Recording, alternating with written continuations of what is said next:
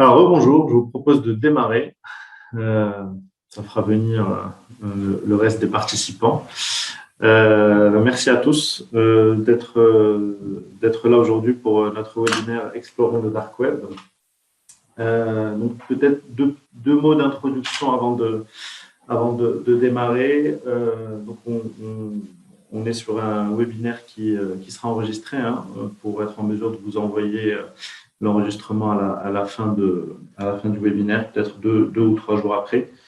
On propose de faire une session questions-réponses à la fin de la présentation, sachant qu'on va collecter toutes vos questions au fur et à mesure de la présentation. Donc, vous pourrez les laisser sur le chat. Et on répondra, du coup, moi ou Sacha et Or à la fin du webinaire. Donc, c'est un webinaire qui est organisé du coup par Formind et Cyberint. Petite présentation du coup pour ceux qui ne connaîtraient pas l'un ou l'autre. Donc, Formind, on a un cabinet de conseil spécialisé en cybersécurité. Donc, c'est un cabinet de conseil qui est présent en France, au Maroc, au Canada et en Espagne.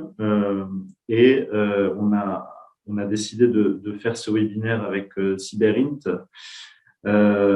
qui est un éditeur d'une solution de protection on va dire de la surface d'attaque des entreprises et de maîtrise des risques digitaux, dans le sens où c'est une solution qui permet de faire de la threat intelligence, et de détecter des potentielles attaques ou surtout des fuites de données qui interviendraient sur les systèmes d'information de nos clients.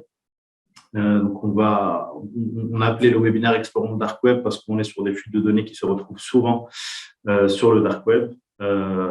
Et donc, l'idée aujourd'hui, c'était de vous présenter les mécanismes de ces fuites de données, comment elles arrivent, comment on peut s'en protéger, comment on peut les détecter et comment on peut du coup s'outiller pour ça. Alors, on a choisi ce sujet parce que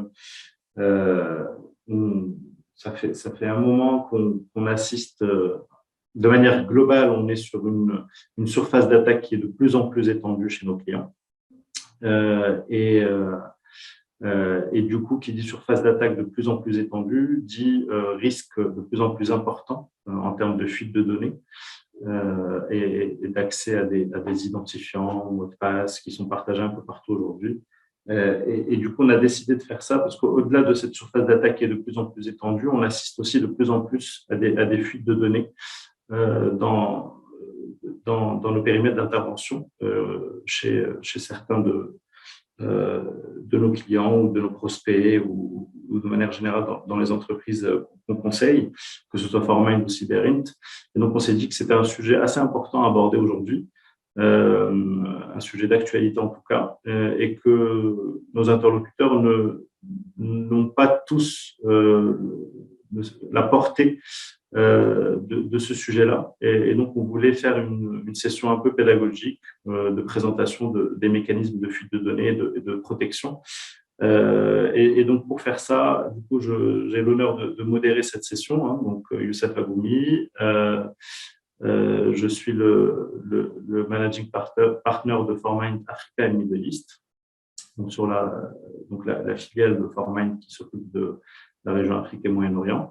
Et je suis accompagné de 2 experts analystes qui sont Or et Sacha, qui sont là pour présenter le sujet et répondre à toutes vos questions. Donc, profitez-en.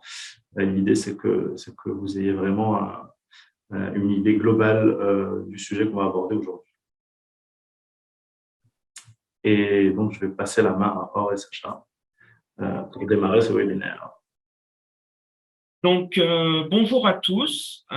Donc, l'objectif de ce webinaire, en fait, c'est de vous donner un aperçu du Dark Web, savoir comment il est construit, quelle est sa culture et à quoi il ressemble, comment les gens font du business sur cette plateforme et que font les compagnies comme Cyberint pour réduire le risque par rapport à ce qui se passe sur le Dark Web. Nous allons vous montrer comment nous réalisons des opérations de type HUMINT, ce qu'on appelle en français le renseignement humain, Puis nous vous montrerons un aperçu du dark web basé sur des exemples réels. Nous allons voir de vrais forums, de vraies choses à vendre. J'espère que vous apprécierez la session. Avant de commencer, j'aimerais quand même faire un petit disclaimer, un petit avis de non-responsabilité. Donc, ce webinaire est à titre informationnel et éducationnel uniquement. Bien sûr, ni Formal ni Cyberris, ainsi que nous, en tant que personnes physiques, ne pouvons être tenus responsables de vos actes. Veuillez toujours à respecter la législation en vigueur dans votre pays. Est-ce que vous pouvez me passer ça ? Merci. Donc, pour cette première slide, je pense que tout le monde est familier avec cet iceberg. Au sommet, vous avez la partie visible de l'iceberg, ce qui correspond à ce que l'internaute lambda voit, c'est-à-dire le web visible. Ça correspond à tout ce dont vous pouvez accéder depuis votre navigateur, comme Google, quand vous faites une recherche, Amazon, la presse locale, etc.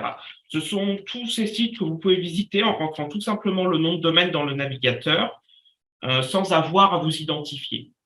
La deuxième partie, c'est le deep web. Alors, le nom peut sembler un peu étrange, le web profond, mais en fait, l'internaute lambda y accède très régulièrement et cela correspond d'ailleurs à la plus grosse partie d'Internet que nous connaissons. Ça correspond vraiment à tout ce qui est serveur mail, le cloud, les forums, toutes les pages qui ne sont pas indexées sur Google, toutes les applications de type messagerie instantanée comme WhatsApp ou Telegram et plus généralement tout ce qui demande une authentification avec un nom d'utilisateur et un mot de passe. Tout ça, c'est stocké sur le Deep Web. Et déjà dans le Deep Web, nous pouvons déjà observer quelques activités illégales se produire, des gens qui vont sur des sites, qui vendent des cartes de crédit, des informations volées à des entreprises, etc. Et finalement, nous avons le Dark Web, donc le sujet de ce webinaire. C'est une sous-partie du Deep Web à laquelle vous pouvez accéder uniquement avec des outils spécifiques et non pas avec votre navigateur conventionnel comme Chrome, Edge ou Firefox. Vous devez installer des outils afin de rester anonyme. Non seulement vous avez besoin de ces outils, mais il faut également que les serveurs et les sites sur lesquels vous voulez accéder soient bulletproof, c'est-à-dire que ce sont des sites qui sont maintenus directement par les hackers et qui ne sont surtout pas hébergés sur des services comme GoDaddy ou tout autre service d'hébergement parce que pourrait avoir une décision de justice de fermer ces sites. Ça fait partie des outils qu'utilisent les cybercriminels afin de rester anonymes. L'anonymat, justement, c'est un des éléments les plus importants lorsque l'on navigue sur le dark web. Les cybercriminels utilisent plusieurs méthodes pour rester anonymes. Un des outils principaux, c'est le navigateur Tor. Pour ceux qui ne le connaîtraient pas, Tor, il s'agit d'un navigateur comme Chrome ou Edge, mais qui a vraiment été modifié dans son backend pour pouvoir être utilisé sur le dark web. Ce navigateur, il a été créé à l'origine par le laboratoire de la recherche navale américaine comme un outil de communication anonyme pour les agences de renseignement. C'est un outil conçu par le gouvernement américain et qui est devenu un bon outil pour les cybercriminels, ceux qui recherchent de l'anonymat sur Internet, des universitaires, la police, même des journalistes, bref, tout le monde l'utilise. Le réseau Tor en lui-même, est maintenu par le projet Tor. Il s'agit d'une organisation qui est à but non lucratif et dont une grande partie de son financement provient de nombreuses entreprises, de fondations, de particuliers, et ainsi que le gouvernement américain. Donc, comment cela fonctionne? Comment ce réseau peut nous rendre anonymes? Eh bien, comme vous pouvez le voir sur cette slide, il s'agit d'un réseau de routeurs aléatoires. Vous pouvez utiliser le réseau Tor pour vous connecter à un de ces routeurs. Et ces routeurs, qui sont souvent appelés d'ailleurs des relais, sont basés sur un système de volontariat. C'est-à-dire que des gens mettent à disposition volontairement des machines qui serviront de relais. Ces machines jouent un peu un rôle de générateur aléatoire. Lorsque vous souhaitez accéder à un site web, vous pouvez passer par une partie de ces 7000 volontaires qui feront suivre votre requête. Donc, pour résumer, vous entrez dans un point A, vous passez par une partie de ces 7000 routeurs différents pour arriver à votre destination. C'est de cette manière que la communication est anonymisée. Également, les sites hébergés sur Tor utilisent une extension un peu spéciale. Ce n'est ni du .fr ni du .com. Il s'agit de l'extension en .onion, ainsi que les noms de domaine sont vraiment très aléatoires. Ils n'ont pas beaucoup vraiment de sens pour un humain et surtout, ils ne sont pas indexés. C'est vraiment une étape supplémentaire pour conserver l'anonymat et cela permet aussi aux hackers d'éviter que leur site soit découvert trop rapidement par les autorités. Si vous vous amusez à copier une de ces URL dans votre navigateur favori, vous risquez d'être déçu car vous ne recevrez aucune réponse, absolument rien ne se passera. Vous avez vraiment besoin d'un navigateur spécial comme Tor pour y accéder. Donc, nous avons téléchargé Tor sur notre ordinateur et donc nous allons pouvoir accéder à ces fameuses URL en .onion à la suite de ce webinaire et jouer un peu aux cybercriminels. Bien sûr, ce n'est pas si simple. Le Dark Web a ses propres règles et sa propre culture, sa propre langue. Et je vais laisser Or vous en parler. D'accord. Merci, Sacha. Alors oui, le Dark Web a ses propres règles, principes et langages. Linguistiquement parlant, l'anglais est bien évidemment l'une des langues les plus utilisées sur le Dark Web, mais également le chinois et surtout le russe se présentent de plus en plus dans les forums de Dark Web. En outre, ces dernières années, on constate qu'il y a une augmentation du nombre de forums en turc et en persan, la langue qui est parlée en Iran. Et voici quelques exemples. En anglais, vous avez un forum qui propose des outils et des guides pour faire hacking et des activités illégales. Et en dessous, en persan, vous avez ici un forum d'information cybercriminelle. En général, la communauté de Dark Web se divise en deux grandes parties. Les hackers anglophones et les hackers russophones. Mais selon les statistiques, les russophones sont beaucoup plus malveillants que les autres. Il semble que la majorité des cyberincidents en 2020 proviennent des sources souterraines russes. Alors, comme toute autre communauté ou quartier, le Dark Web a son propre langage qui est utilisé pour décrire les choses, faire des affaires et étiqueter les gens. Utiliser le mauvais langage, on ne peut pas comprendre ce que les gens disent, peut assez facilement rendre les gens méfiants ou hésitants à partager les informations. Alors, avant de vous lancer dans un forum, prenez le temps de vous assurer que vous comprenez le jargon, si vous voulez, l'argot underground des hackers, et que vous êtes prêt à vous adapter au style de conversation utilisé. Pour vous donner un exemple, voici quelques termes courants utilisés par les hackers russes dans le forum de Dark Web.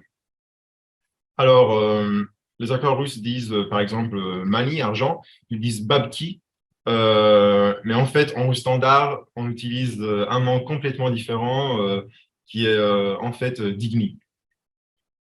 En général, les entreprises comme la nôtre ont des équipes d'analystes multilingues qui parlent pas seulement l'anglais, mais aussi d'autres langues étrangères comme le chinois, l'arabe, le japonais, le russe, le persan, etc. Et oui, ça nous permet de naviguer sur le Darknet, communiquer avec des acteurs malveillants et bien comprendre le discours de certains forums.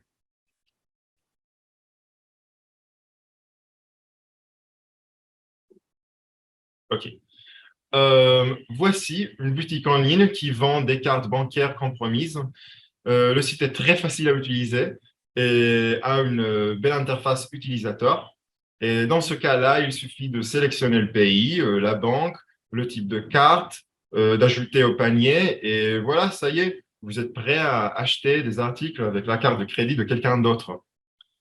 On pourrait même aller un petit peu plus loin, puisque si vous regardez bien cette slide, vous retrouverez le nom, les adresses, les numéros de téléphone et les adresses mail des personnes donc, qui se sont fait pirater leur carte. Donc, ce sont vraiment des cartes complètes. Et c'est pour ça que le prix, 25 $, est un peu plus élevé que la moyenne que ce qu'on peut nous observer sur le dark web. Tout à fait. Selon les statistiques, des dizaines de milliers de cartes de crédit par jour trouvent le chemin de ces magasins et sont utilisées non seulement pour acheter des articles sur Internet, mais aussi parfois pour les reproduire sur des vrais plastiques et les utiliser dans des vrais magasins physiques. Comme certaines d'entre elles sont accompagnées d'un code PIN, les hackers préviennent même à retirer de l'argent. Et si vous voulez quelque chose de plus excitant, voici une capture d'écran d'un marché qui propose à la vente des identités numériques d'ordinateurs infectés. Et oui, ils incluent généralement des identifiants et des mots de passe confidentiels des victimes. Par exemple, ici, tout en haut, vous avez des utilisateurs de comptes Google et Facebook. Leurs identifiants de mots de passe est inclus, bien évidemment. En gros, vous achetez ici une identité numérique, également appelée bot en anglais, juste pour quelques dollars et vous vous faites passer pour elle à l'aide d'un logiciel spécial. Ainsi, ce bot contient des informations de connexion sensibles, comme celle d'un compte bancaire. Il sera très difficile pour le système antifraude de la banque de comprendre que quelque chose ne va pas. Parce qu'en fait, vous ressemblez exactement à l'ordinateur de la victime. En plus, il est bien possible qu'il y a plus d'informations que ça. En général, les articles comme celle-ci peuvent de temps en temps inclure des numéros de carte de crédit ou des identifiants plus sensibles que ça. Et ce qu'on fait à Cyberint, c'est de rechercher des URL appartenant des entreprises qui sont en fait nos clients, pour voir si les accords mis à la vente des identifiants et des mots de passe appartenant potentiellement à des employés ou des clients de nos clients.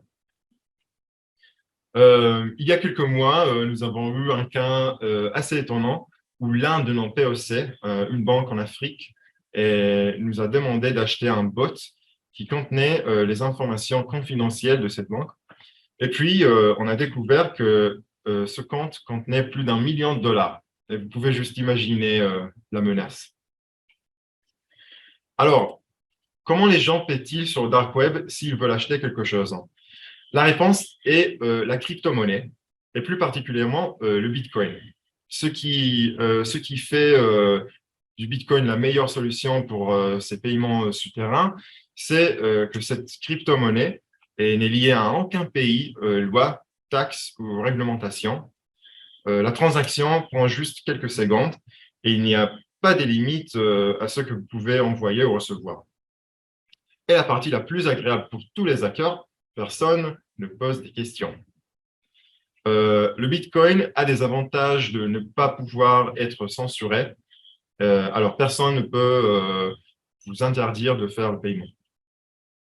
En revanche, il faut savoir que toutes les transactions de Bitcoin sont enregistrées et en fait gravées dans la blockchain. La blockchain, c'est la base de données qui contient l'historique et tous les échanges effectués entre les utilisateurs crypto-monnaies à travers le monde.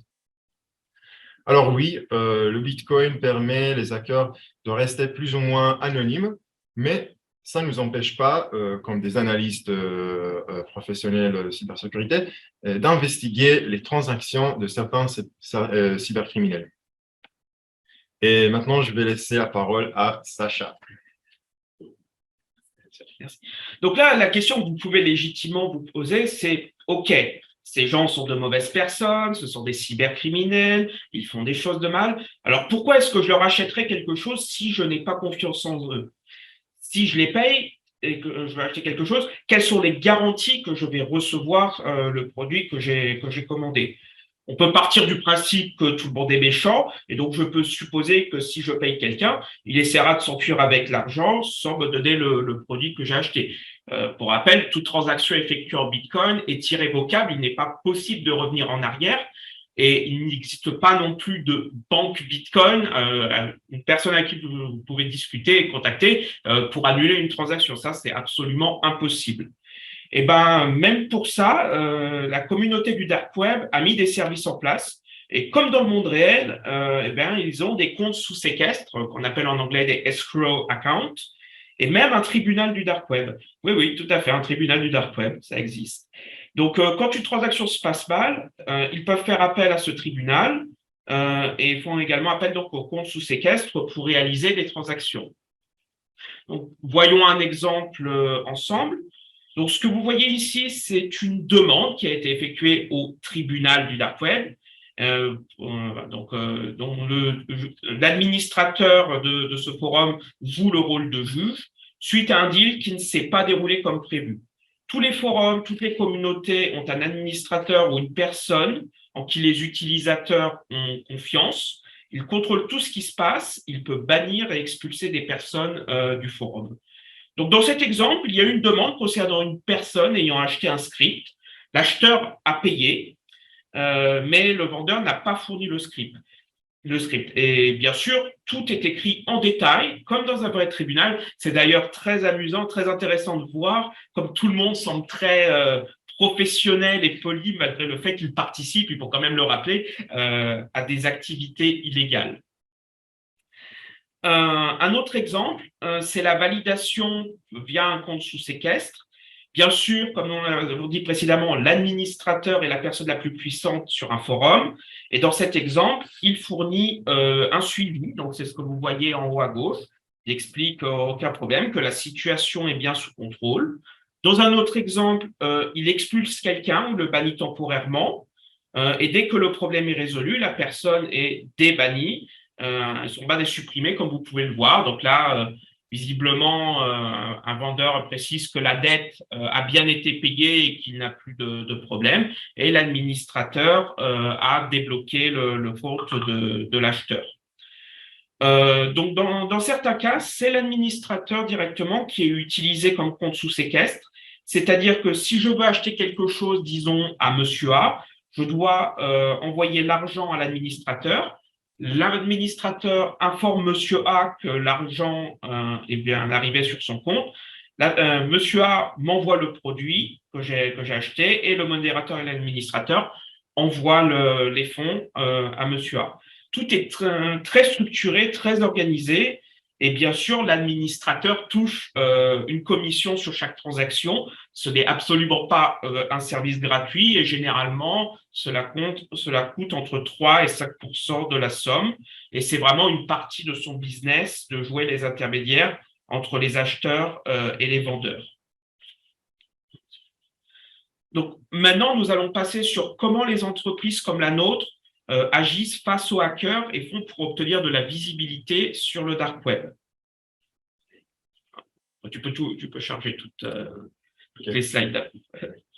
Donc, je vais commencer par une présentation rapide de notre entreprise. Donc, Cyberins est une entreprise spécialisée dans la recherche d'informations contre les cybermenaces, ce qu'on appelle en anglais le Cyber Threat Intelligence.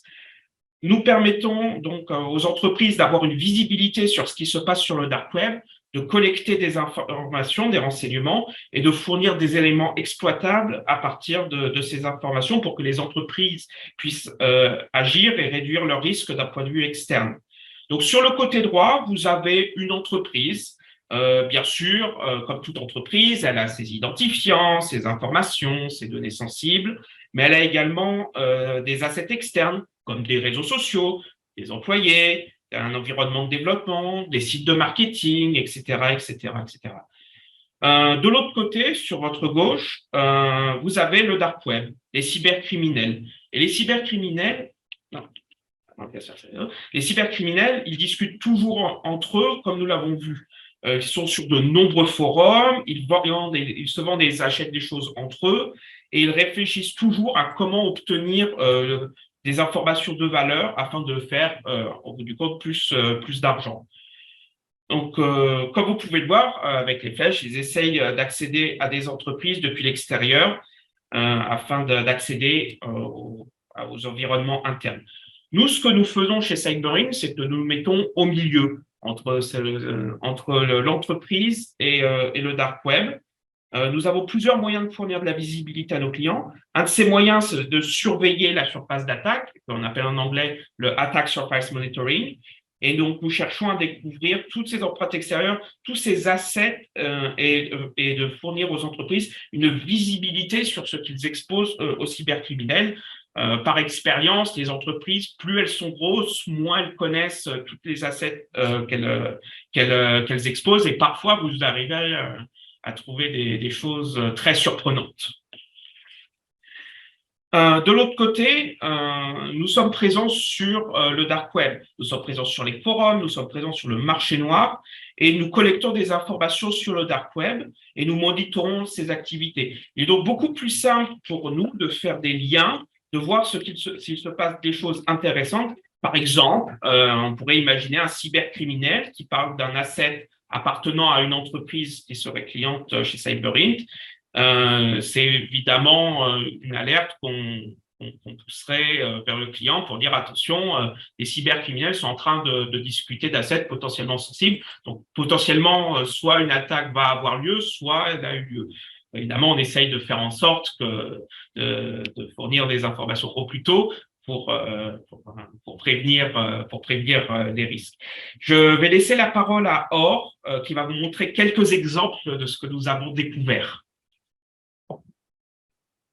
Ok, merci Sacha. Et voici un autre exemple de forum où nous avons repéré un accès administrateur à vendre pour l'un des hôpitaux de notre client aux États-Unis. La capture d'écran est à l'origine en russe. Et imaginez ce que vous pouvez faire si vous avez un accès complet au réseau de l'hôpital. Vous pouvez le verrouiller avec un ransomware ou et demander de l'argent en guise d'extorsion. Vous pouvez vendre des informations médicales privées pour des campagnes ciblées. Comme sur eBay, vous avez un prix de départ et des offres ou si vous voulez acheter sans attendre, vous pouvez proposer un prix d'achat immédiat, connu dans l'argot underground sous le nom de prix éclair. Je dirais même un petit peu plus loin pour vous laisser réfléchir. Imaginez, donc là nous parlons d'un hôpital, imaginez si des équipements vitaux liés à des patients étaient connectés sur ce réseau. Je vous laisse imaginer les dégâts que vous pourriez potentiellement faire. Je n'en dirai pas plus, je vous laisse imaginer. Ça sera catastrophique, tout à fait. OK. Et nous avons même trouvé des zero day à vendre pour des certaines de milliers de dollars. Il faut préciser que le prix pour un zero day peut être largement varié. Si vous avez une offre d'un zero day pour tout dernier iPhone avec les toutes dernières versions de système d'opération. Système d'exploitation. Ouais, ça, merci. Il aura beaucoup plus de valeur que pour un petit outil ou un zero day pour un système d'opération. Pour un système d'opération un peu plus ancien, par exemple, une vulnérabilité zero day sur Windows XP, ça a beaucoup moins de valeur que sur le tout dernier système, bien sûr. Oui, exact. Parfois, le prix peut dépasser les millions de dollars. Mais surtout, l'avantage d'un zero day est notamment que vous êtes la seule personne qui est en courant de cette vulnérabilité, ce qui est vraiment assez puissant. L'Illumint virtuel, nous n'allons pas vraiment partager trop de détails, mais dans les entreprises comme la nôtre, on fait de renseignements humains, Illumint en anglais, et on parle et on communique avec les hackers essayant de séduire, de partager plus des pistes, plus d'informations sur certaines menaces, et ce qui nous permet mieux analyser et investiguer les différentes menaces de nos clients. OK, et le concept de 5W. En utilisant le concept des 5W, on peut mieux investiguer et comprendre les motivations de certains hackers. Et alors, on pose des questions comme qui a volé les données? Est-ce qu'il s'agit d'un groupe d'hackers iraniens, russes, le groupe Anonymous ou peut-être les anarchistes de certains pays? Ou ça peut être beaucoup plus simple, ça peut être tout simplement un employé d'une entreprise qui a un problème, qui est en désaccord avec son entreprise. Ça peut être vraiment très, très, très large. C'est varié. Qu'est-ce qu'il a volé? Est-ce qu'il s'agit des données confidentielles de défense ou peut-être de la recette de la tarte aux fraises? Quand quand est-ce qu'il a volé?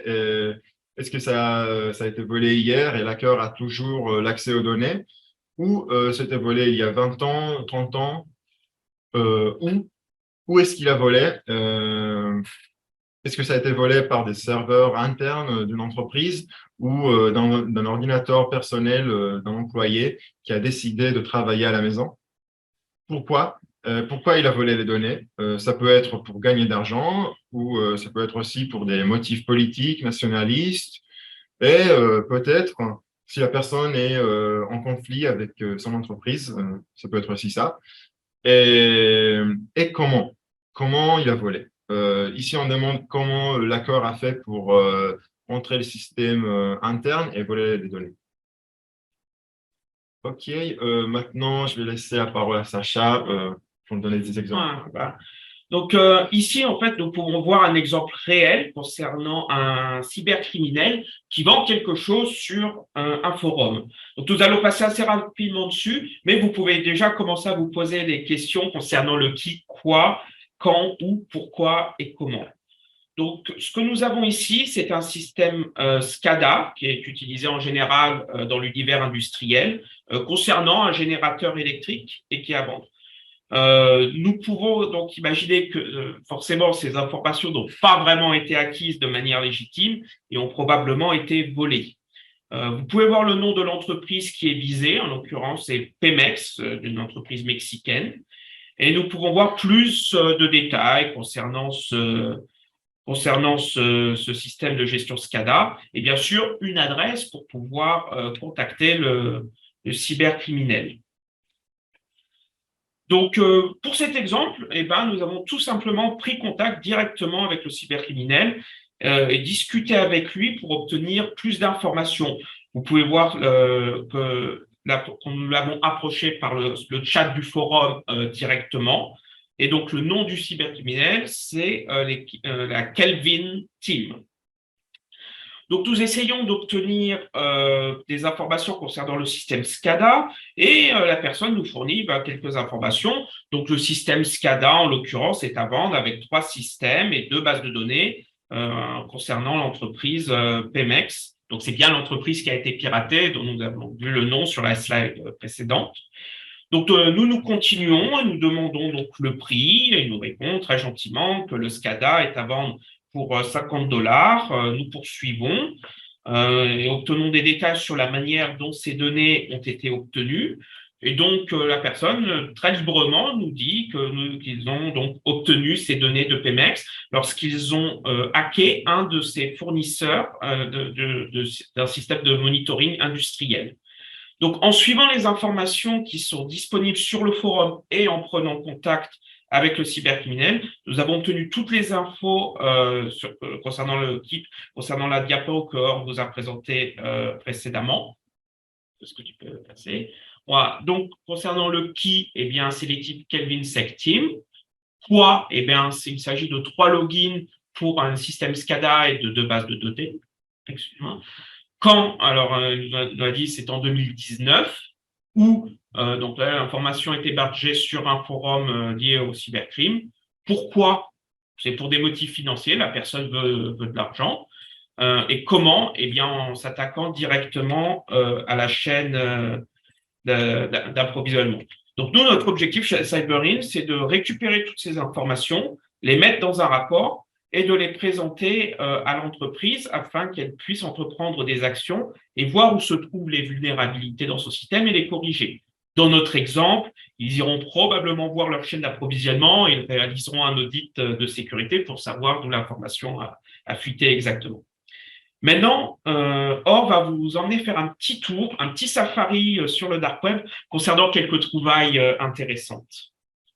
Merci Sacha. Voici, vous avez un exemple d'un site qui propose des bases de données, comme vous le voyez bien ici. OK, il y a des bases de données qui concernent des réseaux sociaux comme Twitter, Tumblr, etc. Mais il y a aussi beaucoup des bases de données qui concernent certains pays. Par exemple, nous voyons ici la Turquie et, et aussi la Chine, hein, et plusieurs États américains, Colorado, Florida, etc., et Texas, Nevada, Arkansas, ouais. OK. Et également, il faut bien faire attention sur la date. Par exemple, les bases de données qui datent de 2009, peut-être parfois pas assez mises à jour et pour faire quelques actes d'hacking. Oui, mais ça peut toujours être intéressant, hein. Imaginez une base de données concernant les citoyens turcs. Je crois qu'elle est au milieu sur la présentation. De mémoire, elle date de 2009. Alors certes, les informations ne sont peut-être pas les toutes dernières, mais ça donne quand même déjà pas mal d'informations sur un certain nombre de citoyens turcs pour entreprendre éventuellement des attaques par la suite. Absolument.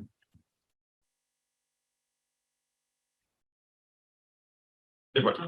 OK. Et sur le dark web, il y a beaucoup de boutiques spéciales qui proposent à la vente des DCP. Et DCP, c'est des données à caractère personnel. En manière assez générale, avoir des informations personnelles d'autres personnes, ça vous permettra de faire passer pour cette personne, premièrement. Et deuxièmement, ça permet aussi d'essayer d'obtenir d'accès privilégié et même vous faire passer comme l'un des employés d'une entreprise. Si l'entreprise est suffisamment grande, vous pouvez potentiellement préciser quelque chose comme j'ai perdu accès à mon compte est bloqué. Et puis, vous pouvez fournir des informations personnelles pour que le service du support qui vous régénère des identifiants et de mots de passe à accéder les systèmes internes de l'entreprise. Et voilà, ça peut être assez catastrophique, bien imaginer. Hein. Pour vous donner un exemple, alors souvent les entreprises pensent que c'est pas possible et qu'ils ne peuvent pas être touchés, mais je vous laisse imaginer un petit scénario très simple. Il faut que l'entreprise soit quand même assez grosse pour que tout le monde ne se connaisse pas. Mais imaginez que quelqu'un contacte le support en se faisant passer pour un support de l'entreprise, en se faisant passer pour un employé, il peut expliquer oui, de manière assez énervée, oui, j'ai une réunion dans 15 minutes, mon ordinateur ne fonctionne pas, j'arrive pas à rentrer, il faut que vous débloquiez la situation immédiatement, je ne peux pas me permettre de louper ma réunion.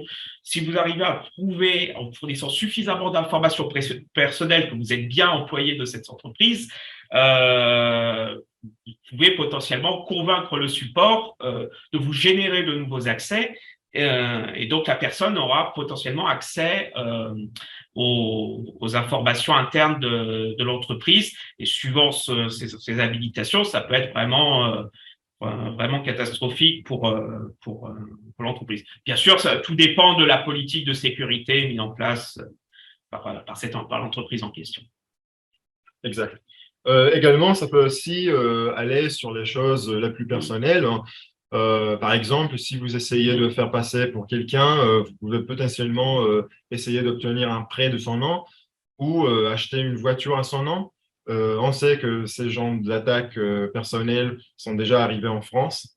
Il y avait des cybercriminels qui ont acheté des voitures au nom d'autres personnes et puis conduisaient comme des fous. Et du coup, les victimes reçoivent les amendes, mais en fait, ce n'était pas eux-mêmes. En fait, ils ne sont pas du tout au courant qu'ils possèdent la voiture et reçoivent des amendes comme quoi ils sont propriétaires de la voiture. Après, c'est à eux d'aller expliquer à la justice que, non, en fait, ils n'ont jamais acheté cette voiture. Je me rappelle avoir lu quelques articles il y a quelques années où la personne n'avait même pas le permis de conduire. Donc, c'est compliqué de se défendre, mais si vous avez le permis de conduire, en France, en l'occurrence, nous avons un permis à points. Ça peut aller très vite, surtout si vous devez contester chaque infraction une à une. Ouais. OK, maintenant je vais laisser la parole à Sacha de vous donner d'autres exemples. Voilà. Donc, une petite slide très rapide. Ici, nous avons un exemple où des cybercriminels vendent régulièrement des outils à d'autres hackers. Cela peut être des outils pour hacker des comptes Instagram ou des outils tout en un pour les hackers. des outils, et par exemple, tout en haut, vous avez un outil pour générer des comptes Gmail. Donc, un autre exemple assez intéressant, celui-ci, c'est un groupe de hackers que Cyberint a surveillé il y a plusieurs années déjà. Et leur spécialité, c'était de vendre des brouilleurs Wi-Fi, mais ils vendaient également des documents d'identité complets. Il s'agit en l'occurrence là d'un document concernant un citoyen russe. Il y a énormément d'informations personnelles. Il y a une date de naissance, le lieu de naissance et également possiblement son adresse. Toutes les informations, pour faire simple, toutes les informations concernant cette personne sont à vendre. Donc maintenant, nous allons passer aux travaux pratiques sur la machine virtuelle. Je vais laisser la parole à Or. En attendant, si vous avez des questions, n'hésitez pas à les publier directement sur le Q&A. C'est ça, c'est Q&A ou sur le chat, et nous vous répondrons à la fin du webinaire. Ok, merci Sacha. Et d'accord, ok. On va poser. Je crois qu'il faut que tu fasses. Soit tu fais un. Voilà. Ok. Et là, il faut que tu trouves. Ici. Et voilà. Ok.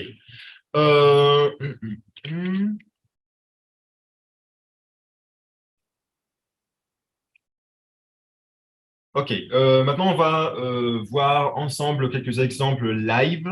On va d'abord commencer par le Deep Web et après, on va voir quelques exemples aussi sur le Dark Web. Ok. D'abord, le Russian Market. Russian Market est un marché assez connu lié à la Russie, comme le nom l'indique. Le marché est disponible sur le Deep Web et le Dark Web. Comme vous voyez bien ici, vous avez trois URL web et deux Tor d'Onion. Et OK. Alors, si on va... ouais. OK. Patientez quelques secondes. J'espère qu'on n'a pas l'effet démo.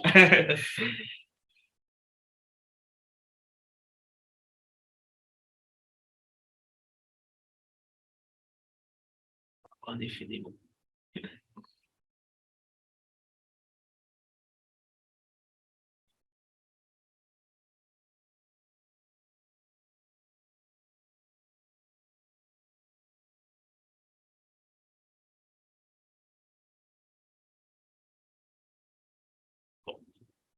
Visiblement, on n'a pas de chance parce que le lien fonctionnait il y a 1 heure et Ouais. visiblement, il n'est plus. Je pense qu'on a un lien mort. OK. Écoutez, c'est pas grave. Je pense qu'on peut quand même faire une description. On a deux autres sites à montrer après. Tout à fait. OK. Voilà. Donc ça c'est des choses qui arrivent régulièrement de temps en temps. Il arrive que les sites ne soient plus accessibles. Je pense que tu peux continuer sur les CVV. Alors, ce qu'on souhaitait vous montrer, c'était qu'il y avait des. Est-ce que le site est revenu? Oh, OK. Vas-y. Je pense que oui. Et voilà. Oui, ça fonctionne. Okay. Sauvé. D'accord. OK. Comme vous voyez ici, dans la section CVV, vous avez ici des cartes bancaires mises à la vente. Vous pouvez assez facilement sélectionner le pays et le type, Gold, Platinum, etc. Et essayer d'acheter des cartes bancaires comme promis. Alors, quel pays on va choisir? Je pense. Prenons le Maroc. OK, on va choisir le Maroc. Et je voudrais Gold. Oui, on prend de bonnes cartes. D'accord. J'espère qu'il n'y aura pas ma carte. Et comme vous voyez ici… Si tu veux nous communiquer ta carte, on cherchera.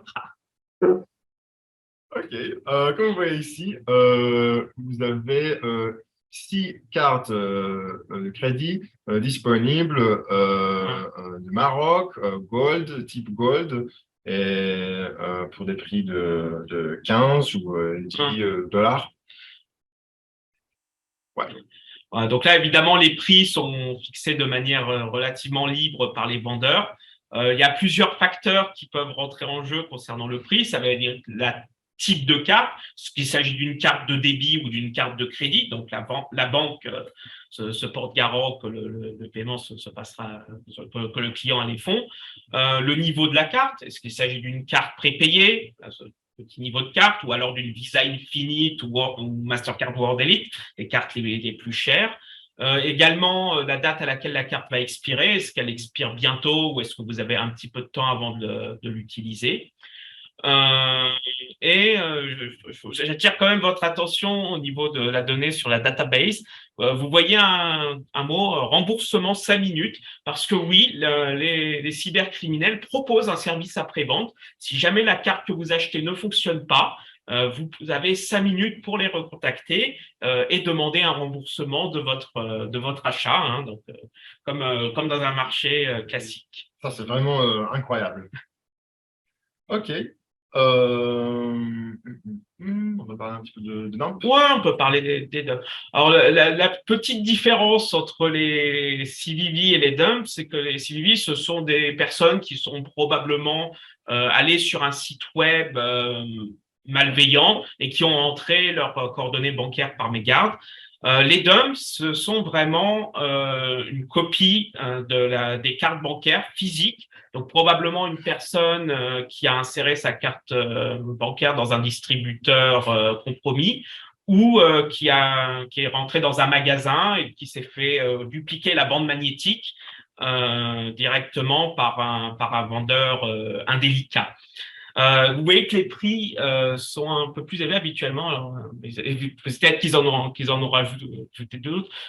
Non, aujourd'hui c'est 17,33, hier c'était 45, donc c'est peut-être pas. Ils ont peut-être rajouté une base de données, et non, ils en ont rajouté d'autres. C'est pas grave. Donc en général, ces cartes sont souvent plus chères parce qu'elles permettent dans certains pays de retirer directement du cash dans les distributeurs, ce qui est un petit peu plus discret que de se passer une commande sur Internet et de se faire livrer. Évidemment, les personnes qui utilisent ces cartes volées ne se font pas livrer chez eux, hein. C'est assez évident, sinon ce serait trop facile pour les autorités de les attraper. Ok, merci beaucoup Sacha. Maintenant, on va voir quelques exemples de Tor, de Dark Web. Alors, donc, le Dark Web n'était pas fait seulement pour les hackers et les développeurs professionnels. Comme vous voyez ici, nous avons un hacker appelé Vladimir qui nous propose des services d'hacking plutôt complètes. Vous voyez ici, il nous propose des attaques DDoS ou d'hacking des réseaux sociaux comme Facebook, Twitter, Tumblr, etc. Alors, vous avez ici des prix en Bitcoin, mais vous avez aussi l'équivalent en dollars. OK. Un autre exemple, si vous voulez avoir la nationalité américaine sans avoir fait la queue et éviter toute la paperasse, ce site est bien fait pour vous. Et vous pouvez assez facilement essayer d'acheter ici soit des passeports, des permis de conduire, ou peut-être des SSN, des numéros sécurité sociale américaine. Et bien évidemment, aucune personne peut vous garantir que les documents vont vous faire passer à l'aéroport. Alors, il faut bien faire attention que normalement, c'est des faux documents. OK. Oui. Voilà, donc j'avais juste ajouté, bon, sans donner la recette pour obtenir de faux documents, il existe vraiment plusieurs qualités. La première, celle qui sera la plus bas de gamme, ce sera un document fait par un faussaire qui évidemment peut-être vous permettra de rentrer dans une boutique et de faire un achat, mais ça s'arrêtera là. Pour les documents les plus haut de gamme, il existe, je crois que les journaux en France en avaient parlé, parfois des cybercriminels ont directement des complicités directement dans les préfectures ou pour faire passer des dossiers, c'est-à-dire obtenir de véritables passeports, mais en présentant de faux documents et donc en français un public servant, avec un fonctionnaire corrompu qui fera passer le dossier. Évidemment, tous prétendent que les documents que vous allez acheter sont très authentiques et fonctionneront partout. Personnellement, je n'irai pas jusque-là. Sachez quand même que si vous obtenez un document de cette manière, même s'il est authentique et que l'administration du pays en question fait une enquête et découvre que vous avez obtenu cette nationalité de manière frauduleuse, vous allez avoir des problèmes beaucoup plus importants que pour une carte de crédit utilisée illégalement. Hein. Donc, bien sûr, posterions à personne d'utiliser ces sites, ne le faites pas. C'est pas assez clair. Alors, merci beaucoup. Maintenant, on va passer pour prendre les questions. OK. Alors, première question, est-ce que les entreprises ont la possibilité de faire supprimer les données les concernant sur le dark web? Très belle question. Et, oui et non, ça dépend quelles données, ça dépend en quel site, tout à fait. Et parfois, oui, on a des SSN, des numéros sécurité sociale, par exemple, des employés ou même des exécutifs de certaines entreprises qui ont été mises à la vente. Mais au moment de l'achat, quand on les achète, tout à fait, ils vont être supprimés, ils vont être supprimés et pas, ils vont pas être disponibles sur les marchés. Et c'est quelque chose qu'on déjà fait. Et c'est quelque chose que parfois il faut aussi envisager dans certains cas. Ouais. Ok. Alors, je vais prendre la seconde. Donc, bonjour. Y a-t-il un risque légal concernant l'utilisation d'une plateforme de type Tor, même pour un usage browsing, de navigation? J'ai cru comprendre que la plateforme utilise votre hardware pour stocker des données potentiellement illégales à l'insu des utilisateurs. Donc là, c'est une question plutôt juridique. Ça va être difficile pour nous d'apporter une réponse parce que nous ne sommes pas avocats. Néanmoins, vous pouvez vous considérer quand même que les informations qui sont stockées sont vraiment du cache. À ma connaissance, je ne pense pas que quelqu'un ait déjà été arrêté pour avoir utilisé Tor. Mais suivant les pays dans lesquels vous vous trouvez, peut-être qu'avoir un navigateur Tor sur votre ordinateur peut, comment formuler, voilà, peut faire poser quelques questions aux autorités locales. OK. Une autre question ici. Quel est le moyen le plus sûr de surfer sur le dark web? OK. En général, il faut avoir pas seulement Tor comme browser, il faut aussi avoir un VMware ou des systèmes qui nous permettent de rester anonymat avant de surfer par Tor. Et quand c'est bien ça, est-ce qu'on a d'autres conseils? Non, pas, je crois que tu as tout dit. OK, d'accord. Et la suivante, c'est celle-là? C'est Ça. Bonjour, est-ce qu'il y a un site qui répertorie les liens des groupes de ransomware permettant par exemple d'aller voir des data leaks partagés? Un- un- hum, non. Normalement, ben, ça marche un petit peu différemment. Normalement, les groupes ransomware partagent pas les leaks dans leur site. C'est plutôt, ils publient des exemples, des extraits, et par demandant d'argent et par demandant À mon avis, je connais pas de site qui centraliserait ces informations. Après, il me semble que sur Telegram, parfois, il y a certains cybercriminels publient directement leurs leaks aussi un peu par fierté. Hein. Regardez, c'est nous qui avons hacké telle entreprise. Ouais. En général, ça fait parler dans les médias, surtout si l'entreprise a une reconnaissance nationale ou internationale importante. Tout à fait. OK.